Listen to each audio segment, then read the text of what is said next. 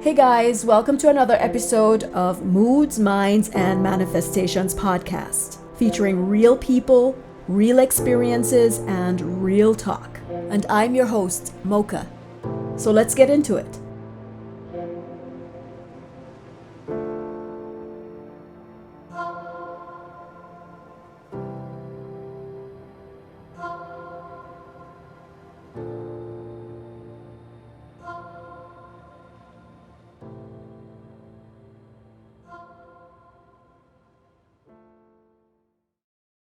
My guest today is Juliana Corinta, and Juliana and I met several decades ago in college, and we've remained friends ever since.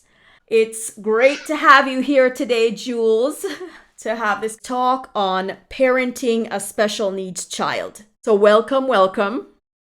I'm happy to be here. Yes, we've known each other for quite a while, and we've been trying to get this sorted for a while. So yes, I'm excited to talk to you about this as well. So tell us a little bit about your background, first of all. Well, long and short of it, like you, I am originally from Jamaica, but I did come to the States. I would say I was about 15. I went to high school, went to college in Florida. For a short time, I ended up in Louisiana because my then husband was in the military.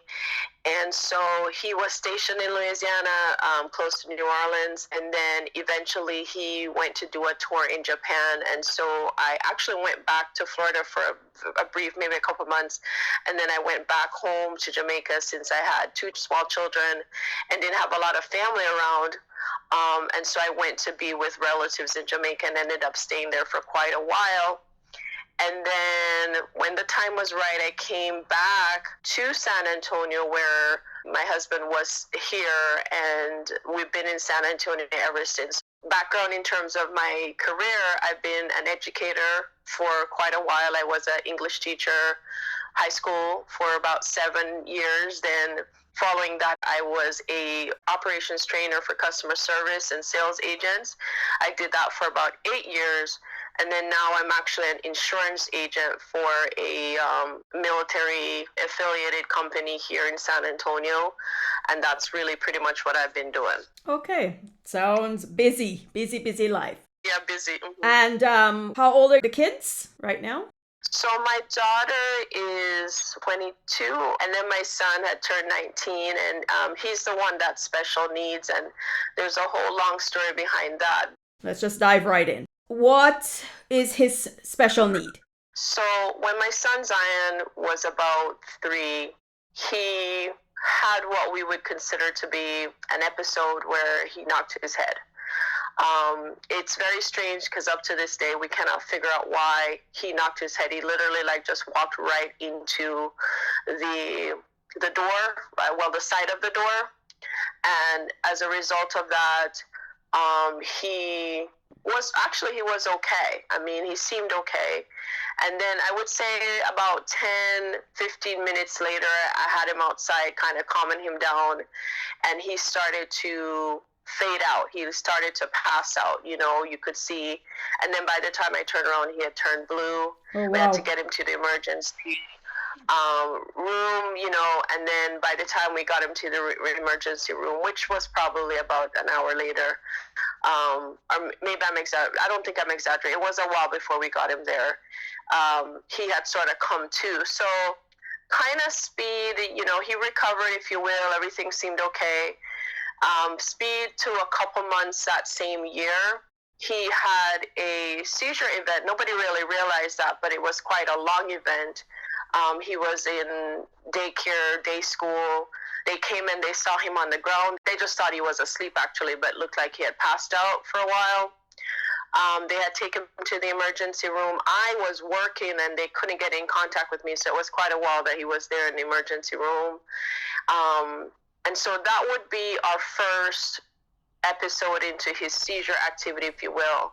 Although over the years, doctors have said to me they don't know if maybe the reason he hit the door was the fact that he was in a seizure episode to begin with. It was very strange. Okay. So we've just not really gotten any clarification of that. So When he first started with his seizure activity, it really wasn't very common. They were pretty terrible because he had what we call grand mal seizures, but they were coming like every couple months. It wasn't until he started having them closer in succession that they said at the hospital, okay, so now we're saying this is what he has. What was the official diagnosis at that point? It was really seizure disorder, to be quite honest. Okay. They didn't say it was epilepsy, they just said seizure disorder. But he had to have a few. It's like asthma. They say you have to have a couple episodes of certain things before they can say you're technically asthmatic. So after, it was like literally, I want to say, we went to the hospital one day, he was released from the hospital, and maybe like a day or two later we were back at the hospital. In fact, it was kind of really weird because we saw the same nurse and she was like, wait a second, you're back again. And from that last event, they said, look, this is what we think he has, and we started treatment for him. What kind of treatment? Medication really is what we started with him. So he started on some, and I can't remember because he's been through so many medications at this point. They started out with one, and then to see if that could calm his seizures, if you will, or prevent them. But that didn't really happen. What started to happen as he progressed was he started to have more and more seizures, more frequent, even while he was taking medication. They call these breakthrough seizures. And the problem with his seizures being grand mal seizures, for the most part, when he first started out, those are like the most severe. Grand mal, can you spell that? Yeah, it's GRANDMAL, I want to say. Grand mal. And okay. Right, grand mal. So that involves a lot of shaking, mostly longer than 5 minutes, so forth. And what characterized Zion all throughout with his seizures is that he had very long, intense seizures. His longest seizure was an hour, actually. Wow. So as a result of all of that, as you could all imagine, having those really long ones, one time, more than once, he was pretty much at the point of death, and doctor was able to bring him back. And so he's had brain damage as a result of it. Now, because he started his seizures so early, at say 3 years old, we don't know if necessarily he was developmentally delayed before he had it. He seemed a little bit behind, if you will, in some respects, but he was actually a pretty intelligent child. I mean, he still is in many respects. Like, he used the way he spoke, the way he carried himself. There were just so many things that spoke to him being really intelligent and perceptive. And then, of course, as his seizures developed more frequency and, more strenuous, then, of course, and medications as well, he just reduced to some, not quite himself. And so he was really sort of for many years like a zombie walking around. Wow. So my contention really is that as a result of that, he has become severely, they do consider him to be intellectually disabled. He doesn't really write very well. He doesn't read very well. He's at the basic level. But how is his speech? His speech is okay now. Previous to this, because he was on so many meds, as I said, when he was growing up, when he was smaller, very intelligent speaking. I mean, people are like, oh my goodness, he speaks so well. He got to a point where, because what happens with seizures too is that they affect pretty much, everything, right? Cognitive, speech, all of that. So at some point he had to do speech therapy in school because his speech was just sort of, and even now sometimes when you talk to him, you don't quite get what he's saying. But he has improved as a result of us reducing medications and being seizure-free for a while. Approximately how long has he been seizure-free? I would say a couple years. There have been one or two things where we thought maybe he had a seizure, but we can't say conclusively. But I would say at least maybe 3-4 years that he's been seizure-free, which is quite remarkable because as a result of that, we've been able to reduce some medications, and we continue to try that. Because the fear is that he will go back to those long seizures. That's the main thing that we get concerned about. He doesn't have short seizures. Generally, he has multiple seizures in a row. He has them very intensely.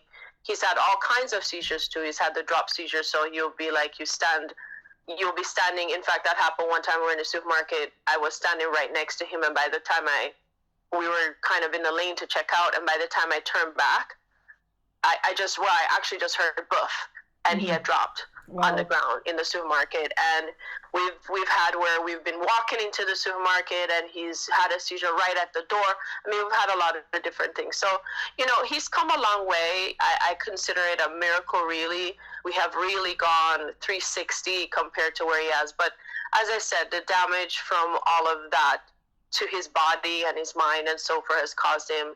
Now he's considered to be intellectually disabled. Okay. So I just continue to monitor that and hope for the best and do the best. And his speech is actually not so bad right now because with him being able to remove some meds that do affect your cognitive ability, he sounds a lot clearer. You can have more conversations, but every now and then he sort of is talking and you're just going, either he's mumbling or you're just not getting quite what he's trying to say with regard to that. Okay. So that's really the long and short of his, journey, special needs journey, if you will. Okay.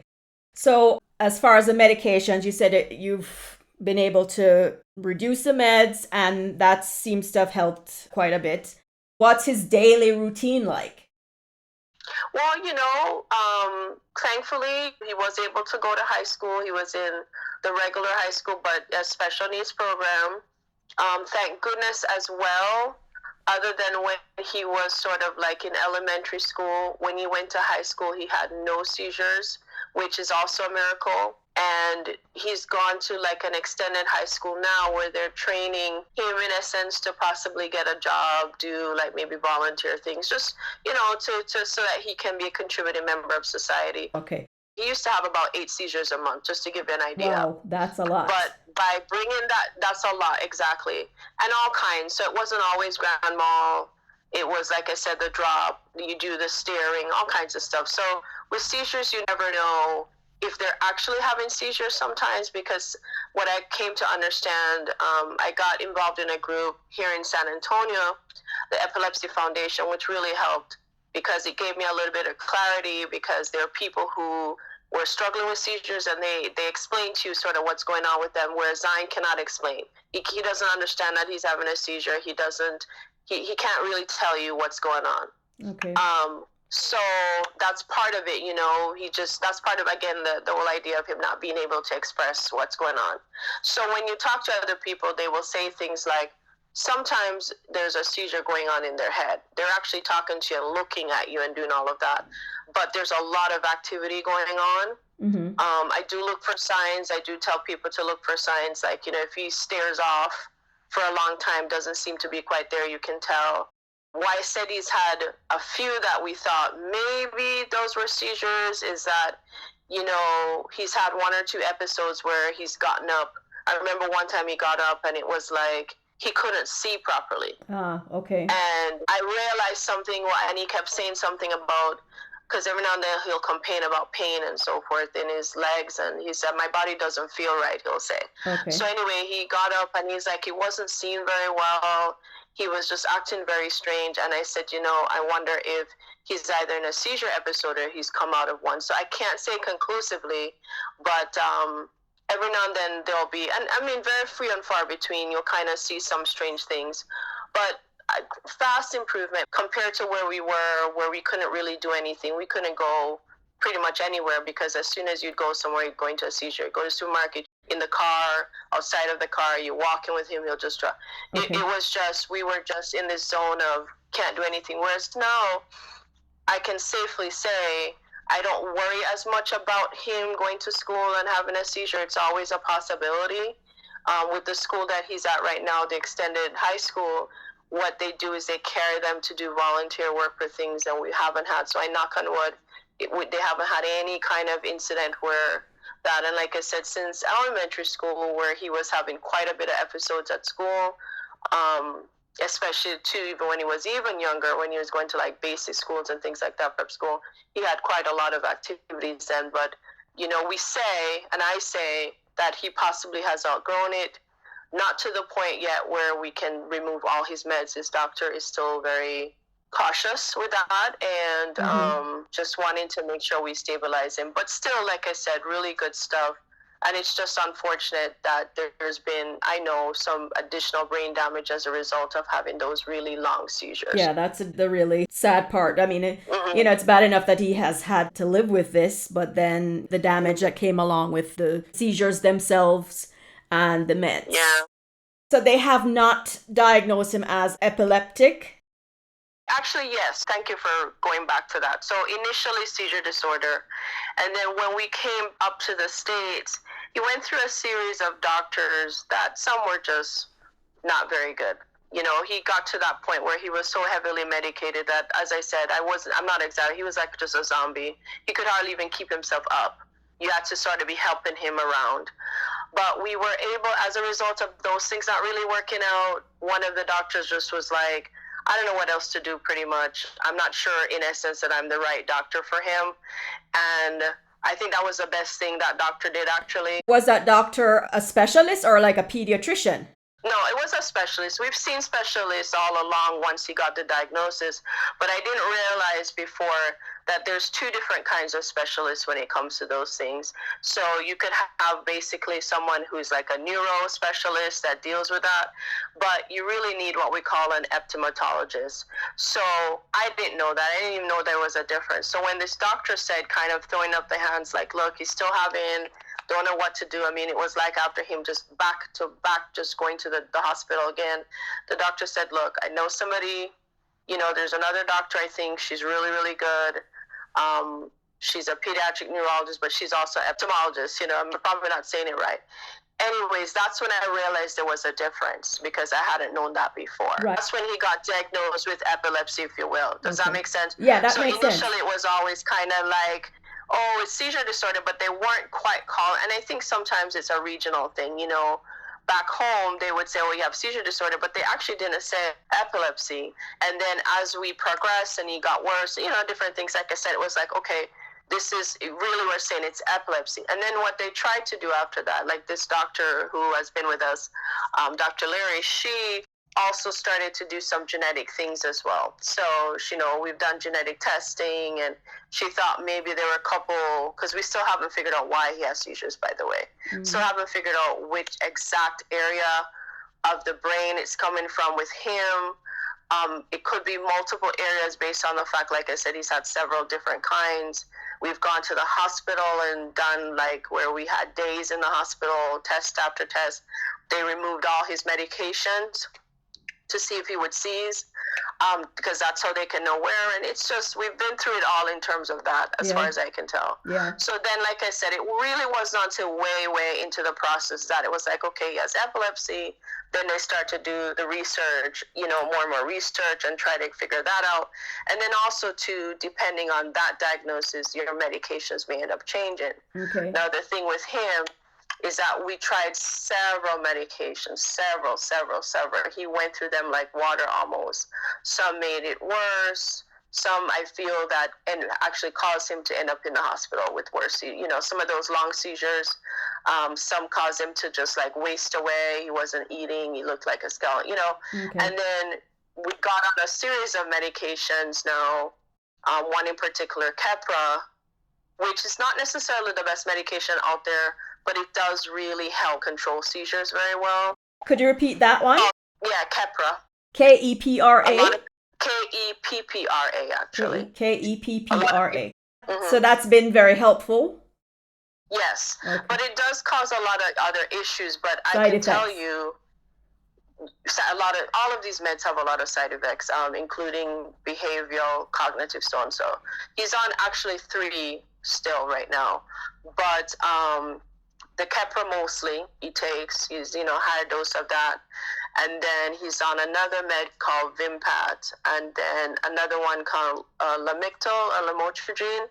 We have slowly been sort of taking him off the lamotrigine, but again, the doctor is just really wary of moving too fast with reducing, because she's just concerned about the fact that he may just go right back into seizures. That kind of, right. Mm-hmm. So my question is, well, if I hear someone is having seizures, my first assumption would be maybe they're epileptic. So I Yeah. guess my question is, why didn't that original doctor think to maybe refer you guys to maybe someone that specializes in epilepsy In epilepsy? like sooner? That would Well, have been my thought.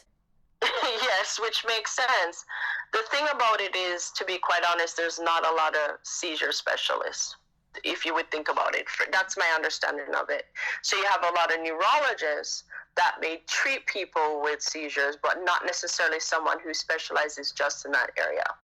Then also, initially, when he first had his episode, they actually told me, based on all of that, that they thought he had a stroke, which I thought was really weird, because how does a 3-year-old have a stroke? Although apparently it happens. So there was also that kind of trying to figure out exactly what was going on. So I think a lot, plus also in my family, it's not like we have a history of seizures. I think I only know one person. Later on, I found out one person, or maybe two people, that probably had that. So it's, they rule out certain things and what they see, and then they're like, okay, this is what it is. So again, news to me until I started to get more information. I'm thinking, oh, it's the same thing, right? Right. I'm thinking they're thinking the same thing, that, oh, well, look, a neurologist can treat this as well, because neurologists do actually treat seizures. Right. But it's kind of, part of it, I think, is the idea that when it becomes chronic, then you see like the specialist. And as I said, at the time, I honestly don't really think, especially where we were, that there are a lot of people who specialize in that. Okay. It's one of those underfunded areas anyway. Mm-hmm. It's one of those, even though technically 1 in 4 people have seizures. Okay. So, it's just one of those areas where there's just not as much research, there's not as much funding. And I think that's really part of the problem, which is why, you end up with certain situations, as I described, of not getting to the right place, soon right. enough. Right. My other question is, this is something he's been dealing with since the age of 3. What were the resources like say, for example, when he went to school or daycare, were there any special aides appointed to him, or how was he cared for with his illness? No, not really. You're looking at, if you go back to being back home in the islands, they don't have enough resources to treat people who are special needs. They just don't have that. 2, they don't necessarily medically, I would say, based on what was happening, have even enough resources to deal with that. Whether it's in the school system or out. Now, mind you, we got some really nice doctors.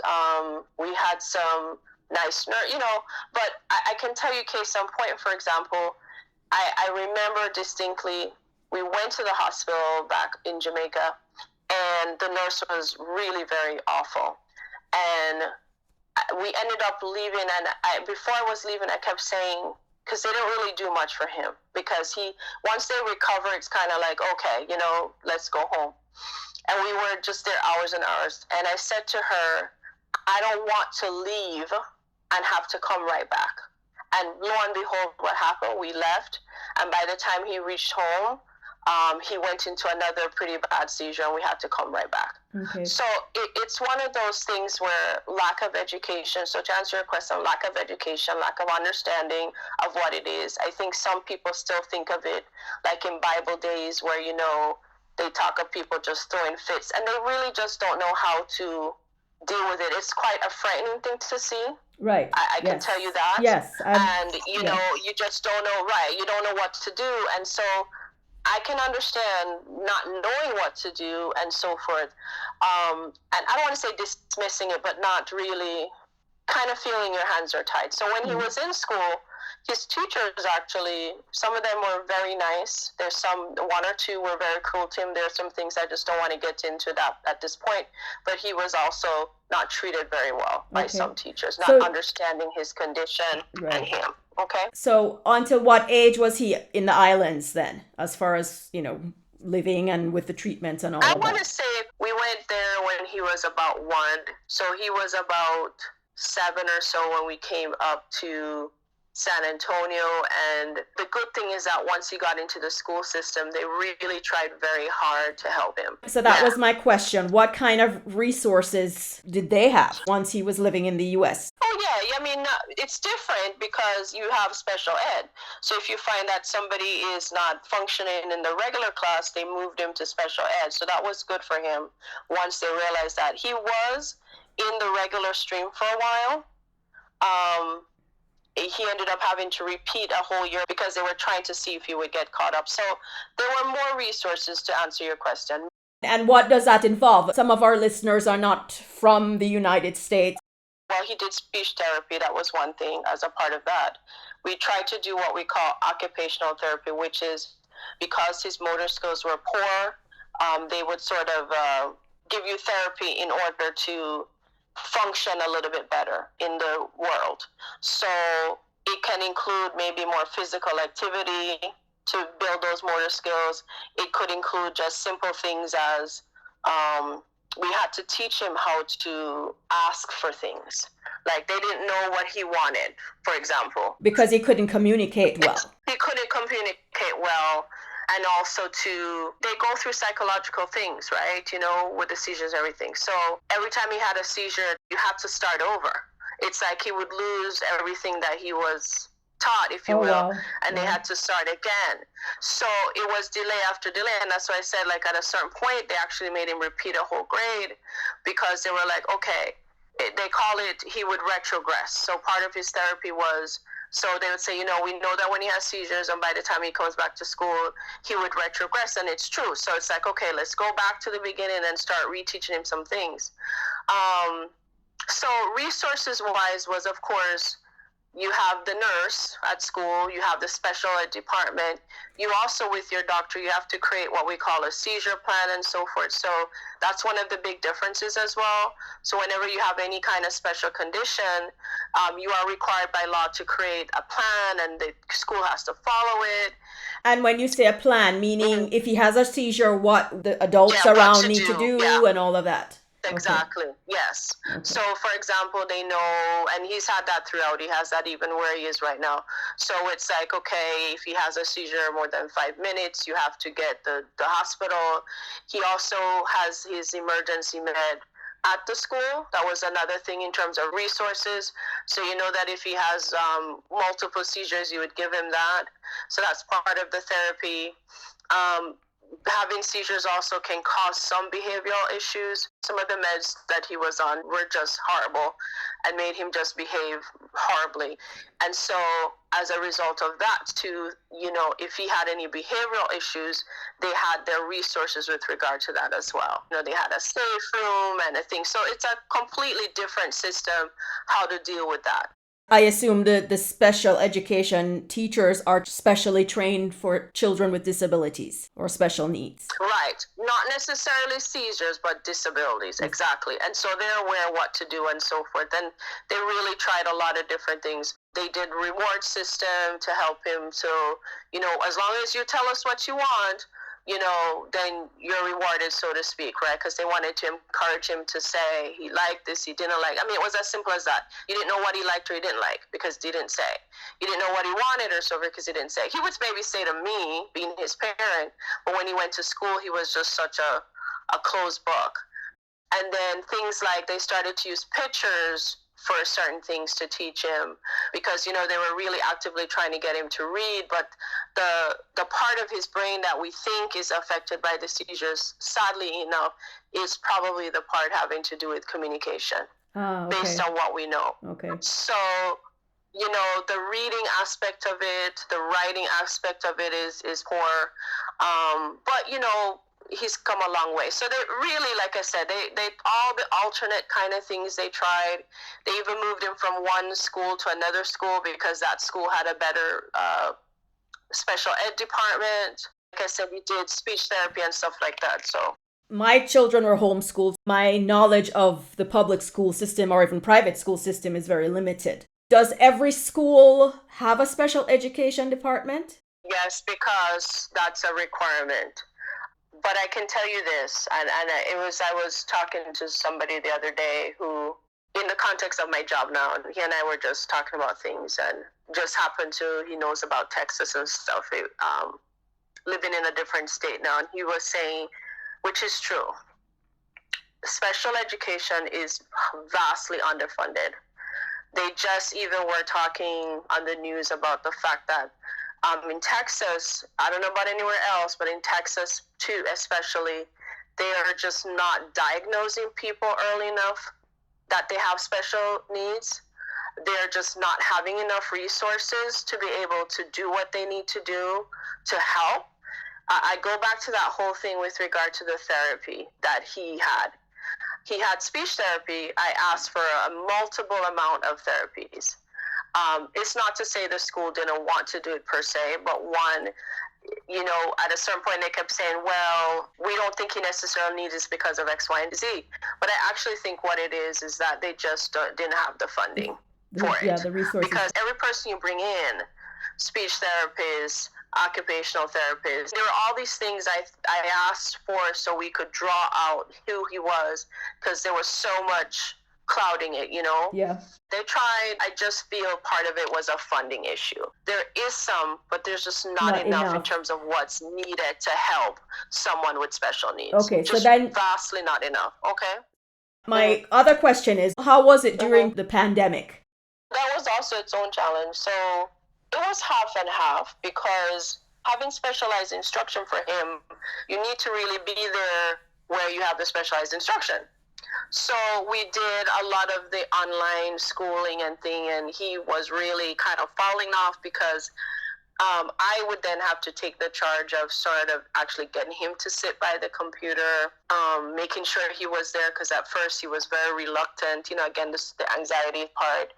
And then even getting work done, I had to take on that. So it became a real immense challenge. And then I got very, very sick also with COVID, to the point that I thought I was going to check out. Oh, boy. But the good news is that really throughout all of it, with me and, all the different people around us that got sick, thank goodness, both of them, my son and my daughter, as far as we know, they never had COVID. And I knock on wood at that, because that in itself to me was a miracle. One of the people that was helping us with him, she had actually gotten COVID. That's how I found out I had COVID, I would say. And I thought, it's just a miracle that he didn't get it, because she was in such close proximity to him.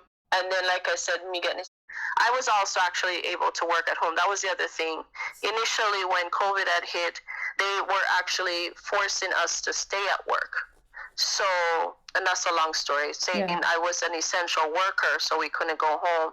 And then with the help of a manager, I was able to go home, but I was going to be at work, and I was at work during a lot of the intense part of COVID. My daughter was able to attend school at home as well. So we just did our thing, and we survived it, if you will. So in retrospect, it was challenging.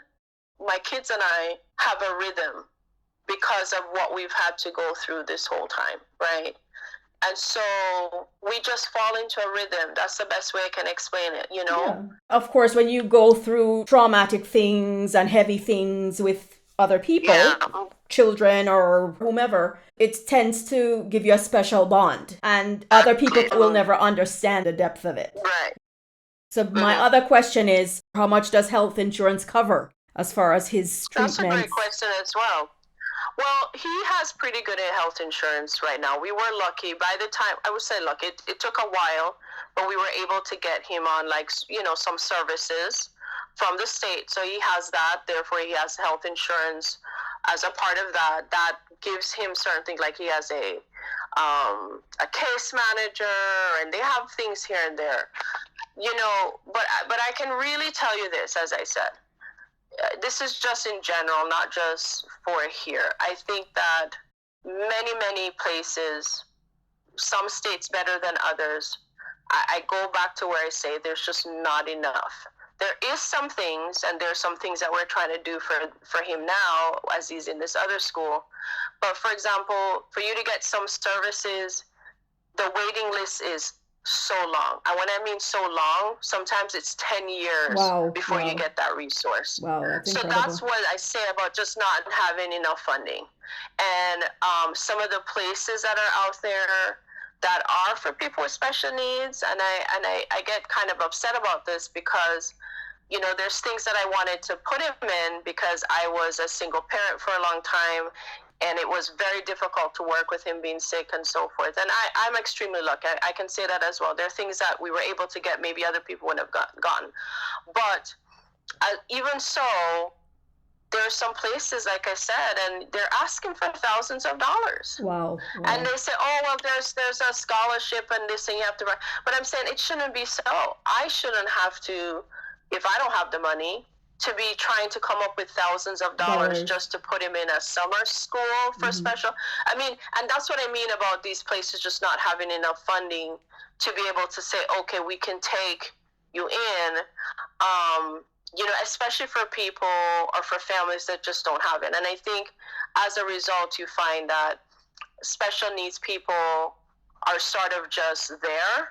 And if they're lucky to have a family that has money, then they maybe get more stuff, right? But if you don't, too sad, too bad, it's kind of one of those things. That's so unfortunate. As I said, it's very unfortunate. It's one of those things that I'm hoping at some point I could really, really get involved into changing within the state, in terms of advocacy, because I just, again, just my own experience and how the struggle was very real for us. I always say, I'm saying, what if you were poor? And I mean, we weren't wealthy by any time, but what if you didn't have a job? You couldn't keep a job. And I'm telling you, many times I thought, I'm amazed actually that I was able to keep some of the jobs for so long that I had, because the back and forth to the hospital, the doctor's appointment, it was just a plethora of things, the Medicaid, things like that. Was the insurance able to cover all the medical fees and things like that, or were there certain co-pays? Well, when we eventually got everything set, I didn't have to do that for the most part because he has state insurance. So they do take a lot of that. And that helps because his doctor is out of the hospital. So, his doctors are specialists. So if I had to go see a specialist, how costly that is. So we've been good there. The medications, there have been times when I've had to pay out of pocket because his seizures were the way they were. We started to get experimental meds, if you will. They were like, oh, this is not a med for children. They literally would say that to me on the pharmacy, that this is not a med for a child, but this is what the doctor is saying to help him. And so when you go with state insurance, what happens is they can dictate if they're going to cover it or not. And if they don't cover it because they're like, well, we don't think they're supposed to be taking this dosage or this medication, then you pay out of pocket. So it was a mixture of everything. Again, I've been very fortunate where for the most part I haven't had to. And then we also had where his dad ended up putting him on his insurance, so that helped as well. So for him especially, I don't necessarily have to worry about it unless it comes back where that medication is not going to be covered by insurance. Does that make sense? That makes sense. So, yes, definitely. Yeah. Okay. Yeah. So my next question is, as far as the challenges for you, the parent who had to care for your child and still caring for him, describe how that was. I mean, I can imagine, but just tell me and our listeners some of what you had to go through on a daily basis, from he was younger till now, as a teenager. Well, a couple things I would say. So in terms of challenges, my life is not my own. That's the main thing I would say. I cannot just get up and do whatever I want because I always have to think of, well, someone has to be here to take care of Zion. Maybe in the last 2 or so years when we said, okay, seizures are really, I'm able to even leave him for a short period of time by himself. But it's you worry about things like, and this is reality. Is he going to be able to open the door properly? Is he going to lock himself out and get hurt? Because, we've gone through things like that. And get frustrated because he can't open the door. So it's your life is not your own because you have to plan around them, especially since you don't know. Seizures are such that, people quote unquote outgrow them, but they have a tendency also to come back. One of the things I found out is hormonally their seizures are impacted by that. Wow. Okay. So when they go through growth spurts, for example, so one of the things I found out, doctor would say is like, okay, so women who are menstruating, for example, and they have seizures, when they go through those different levels of that, that can impact that. So they'll say to me, right now he's doing well, but the possibility is that when it hits another hormonal change, that we may have to adjust, take away, things like that. So that's the one thing. You just kind of are constantly watching and just so and so. So my life is not my own. My life has to be about Zion. I have to make sacrifices. I can't tell the amount of conversations people have said to me about people, well-meaning people that I wouldn't think would say that, well, if it's so tough, why don't you just put him in an institution? Wow. They don't understand that putting someone in an institution. People actually say why that? For my child. They actually say believe me, that. And family too. Wow. So I'm just saying that I've had that. Even just maybe a month ago, someone was saying if it's that tough, just you may need to make certain choices, which is a no go for me. Unless I'm on my deathbed, I'm not doing that, right? Exactly. So anyway, so that's one thing. So you understand that at a certain point, you have to live outside yourself in one respect. Again, I can't just jump up and travel everywhere. He's gotten better at traveling, but he has social anxiety. So when you would take him somewhere, there was a lot of stress sometimes with that. So Mark, he would kind of implode. So now he's a lot better, but those are the things. So that's the one thing. Two, I sometimes feel guilty about working. I work a lot, and sometimes I see them, but I don't necessarily see them the way I'd want to. So when he was younger and I wasn't working so much, I would spend a lot more time reading and, doing a lot of activities with him. As I started to work a lot, I couldn't do that. Anyway, you had a question. Yeah. So the fact that you work a lot, how does his day go currently? So he is in school for several hours, and then does he get picked up or dropped off, or how does that work? He takes the bus, and he's been taking the bus for a while, and he's that's worked out fairly well. He hasn't had a lot of seizures on the bus, thank goodness, or episodes on the bus. But it's all of that. I just had to let go a little, because I would not be able to go to work, right, if I didn't. Okay, well, you got to take the bus, and so on, so on, so. Initially, too, we had some support where through his insurance, we were able to, I was actually fortunate to be able to get assistance. Like, it's not quite a maid, but it's like a provider who would come in.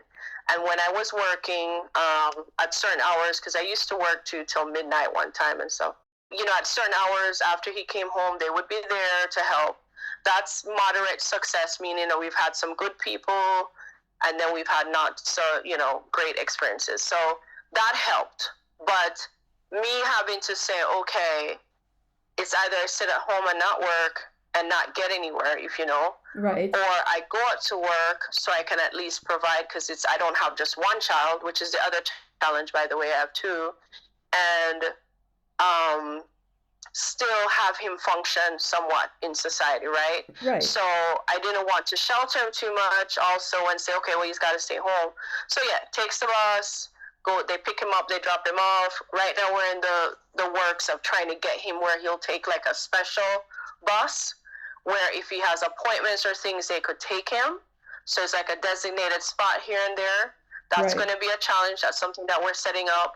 But, there are those resources. So those things are there, if you will. And those resources, how are those through like the insurance company or through school? The state. Through the state provides those. Okay.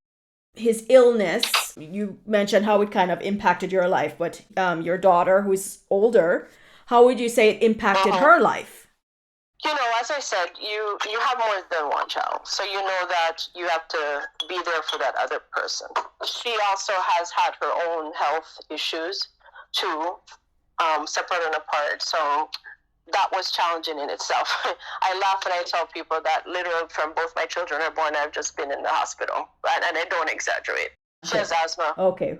Yeah. Wow, so that's a whole she used other to have a lot of asthma attacks. Yeah, she used to have a lot of stuff.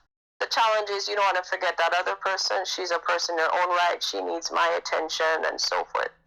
I think what has happened maybe not with me intending it, I don't know, is she probably feels a little left out. She probably feels a little like she's out there and Zion gets all the attention. And that's normal. It happens a lot because, of course, the child that requires more attention just to survive, just to have some kind of functionality, will take up more of your time. That's normal, but it's hard for the other child to understand that. Yes. The flip side of it, right, where you talk about the drawbacks. Right. So trauma, I myself have begun to recognize is where I know I have PTSD. So is that trauma from his illness or from her illness or a combination or? It's a combination. I would say more his because even though she's had her own scares and things, his has literally been me watching him sort of been brought back to life. Wow. Right. Yeah. So and that's happened more than once. She was with me one time actually. We had sent him to daycare. This is another about the challenge. I had to send him to a daycare because I didn't have anybody. And in the daycare, he got sick. They didn't even realize he had a seizure. I came in, he was on the ground. That's a whole nother ball game. They thought he was sleeping. And I come and he is out flat on the ground and he's burning up. And I'm like, what the heck? So finally I'm like, kind of get him to wake up. By the time we're heading home and all of that, he's having seizure after seizure. I had to take him to the emergency room. Turns out looks like he had the flu. And he had actually had the flu shot recently. So that was the other thing that made me go, what the heck? Because we had gotten him the flu shot. Right. Anyways, we took him to the hospital. They could not control his seizures at all. He just kept getting more and more. And they had to put him in a coma. Wow. To stop the seizures. Wow. So my daughter was there with me when they brought the priest to us. That's how bad it was. Oh my they brought goodness. The priest to us. Wow. They talked to us and, in essence, look, hey, the worst may happen here. Anything you need, you have a family. So she has been through that trauma. Plus she's been here when he's had his terrible seizure. I mean, so many things. So yeah. I know, like I said, for myself, I am recognizing that I have PTSD. Okay. Now, I don't think anybody understands that unless they go through it. I guess my question then is, with all this trauma for you and for her, and I don't know how much of what he's going through he's aware of. He's had his trauma too, yeah. Have you sought counseling of some kind, some therapy for you individually and as a group maybe? Well, I did for a little bit, and I wasn't able to continue it because of work, and I have to get back to it. For him, he was actually seeing an autism specialist for a while, so he's had some, but not necessarily to discuss his feelings, because again, he's not even aware so much of. But what about your daughter? I did try a long time ago, and it really.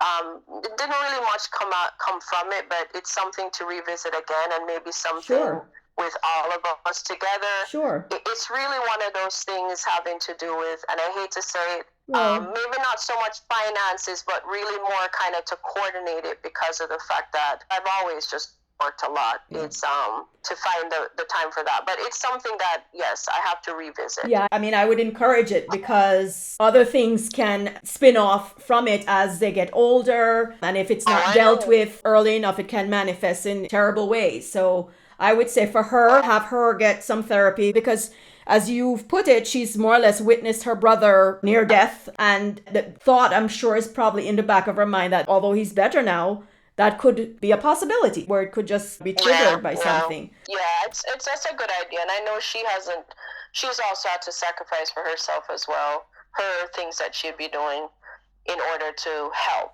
as well. Because I had at some point to lean on her to help with, taking care of him. So I agree. I think you're right. If nothing else, as a preventative measure for, what could possibly come. Because I see certain things manifesting already.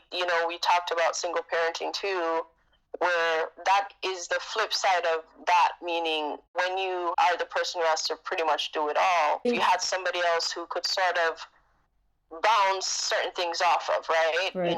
So for example, if her father, he's there, but maybe if there was we were together and then maybe that could offset some of it. Now, Right. I don't want to make it seem as if everything is just all gloom and doom. Obviously, there are many different types of special needs, but what advice and encouragement could you give to other parents of special needs children? A couple things stay in mind, and I would say I would throw that out to the audience and just say to bear in mind whenever you're going through traumatic things, challenging things. Early on, when my son was having seizures, I remember one of the better doctors that we um, were dealing with at the hospital said to me, because she realized that I wasn't sleeping. So for many years, I didn't sleep very well, because the thing with his seizures too is that he had nocturnal seizures. He would Wow. go to sleep and go into them. And it would be the weirdest times of the night, 2 o'clock, 3, all that stuff. So I had to sort of be with him round the clock. So in case he went into one. Now, she had said to me, no, no, no, mommy. You've got to make sure that you sleep. You've got to make sure that you take care of you. That has stayed with me. This is more than 10 years later, just as a reminder that whenever I feel like I'm going to the nth degree, I just have to remember I've got to get back and find a way to remember and take care of myself. Like, Right. you need sleep as well, things Right. like that. When you're a caregiver, you forget that, Yeah. Because you just go, go, go, go, go. But at the end of the day, Yeah. if you can't function, then you're of no use to the people that need you. Exactly. So, I think there's a little bit of guilt. I kind of touched on that earlier about working, about being away. Why don't I stay home and take care of him 24/7, since that's what he needs? But again, taking care of yourself becomes a guilt trap too, because it's like, well, you're not the one who's sick, but you just have to remember that you have to find some time for you. One of the times that I also had seen a psychologist who was with the foundation, the Epilepsy Foundation, because I did need. That was when he was still having a lot of issues, and I did need some people to talk to. One of the things she reminded me of, a patient one time who was so busy taking care of a caregiver, all of that. She was so busy doing all of that. And then she neglected her health to the point that by the time she turned around, she ended up sick. And then, long and short of it was so far gone that she ended up dying. wow. Wow. And she reminded me, she said, the funny thing is, the lady kept saying, but she's got to be there to take care of this, and make sure, because she didn't want her child to go to an institution. And the ironic thing was that her dying still ended up having that person go to the institution, because she was not there. So, which is unfortunate, but she reminded me of it so that I could know that, you know what? You can't be a sacrificial lamb. Right. Because at the end of the day, just like that lady didn't intend that she was going to die. She thought she was going to be around. So that's one thing too. Yes. The third thing I would say is, and like I said, it's not all doom and gloom. I think that before I had my son and before we went on this journey, because I consider it to be a journey, I saw life a certain way. I really did. But my experience with him has opened me up to a whole different side of life. I'm a more compassionate person. I have more understanding about people that are different, whereas maybe I didn't quite have that beforehand. Right. Because you have to be so hands-on. You have to be patient. Right, yeah. Otherwise it kind of defeats the purpose. Yes. Getting upset and things like that. Yes. So I tell people, I said, my patience was not something that was embedded. I think I'm a pretty impatient person in some respects, but his experience and my experience as a result of that has made me more patient, more aware of the vulnerability of life. I had to let a lot of things go. Sometimes people will get upset about things that maybe he's doing or not doing and so forth. And I have to say to people all the time, what's the point of me getting upset when literally, it can all happen to us, but it can definitely happen to him. Literally, he could go to sleep and not wake tonight up. and not get up the next day. Yeah. And, they don't get that. So I said, why am I getting myself in a tizzy about him wearing this shirt or not wearing this shirt or not doing this or not doing that, when I know that for a fact because I've been there in the trenches with him. Right. So it just makes you see the universe differently. It put things into perspective. The fact that he's alive and doing well, that in itself is a miracle. That he's actually functioning. Exactly. Yeah, it's a miracle in itself. Exactly. Yeah. And the third thing which I'm working on is it does make you sort of isolated, because sometimes people, including family, they don't understand the reality of it. They see from the outside, but they really don't understand. So they make a lot of judgments. Well-meaning, but just judgments. And a lot of it may be from a place of ignorance. What about support groups? Yeah, but that's the other thing. There's not a lot. There was that one that I was going to their meetings, and that helped me immensely. But in terms of support groups, there's really just not that many that I know of since I've been here. Mm-hmm. And it sometimes depends on the state. In essence, what I'm saying is that for the audience there, just try not to isolate yourself. Try to make sure that you remember that you're a person as well. Right. So you need to go and do things. You need to live as well, versus just kind of saying, because I've had adults make fun of him. Wow. I mean, they laughed. I've had adults punish him, not realizing this is family and other people. So it's a cruel world. It's a cruel world. It's tough. Yeah. And they're abusive to sometimes. I mean, so I try to make sure that when he comes home to love. Right. He doesn't come home to negativity and, oh, you're this and you're that. And I tell you, and I won't say half the stuff on this, but from even the people who you think, like, this is your child, this is your grandchild, this is your nephew, but even those people have said some things that you think to yourself, really? Yeah. Wow. So that's sad. It's tough. Yeah. It's really sad. Mm-hmm. Exactly. I'm so proud of you, and I feel for you with all the heaviness that you've had to endure and still have to endure. And I think you're handling it with such grace. You're one strong woman, that's for sure. And if you have some resources that you may want to let people know, I could include that in the description section below the podcast. I'll send you some. So Jules, I'm so glad we were finally able to have this conversation. This was very informative, and I hope things will improve for you. And I hope this podcast will serve as inspiration to other families out there with special needs children. So thanks again so much for joining me today. Thank you for that and the opportunity to tell my part of my little story here, okay? Bye. Bye. If you haven't already done so, please like and subscribe to hear upcoming podcasts. And please share with family and friends. Thanks for listening.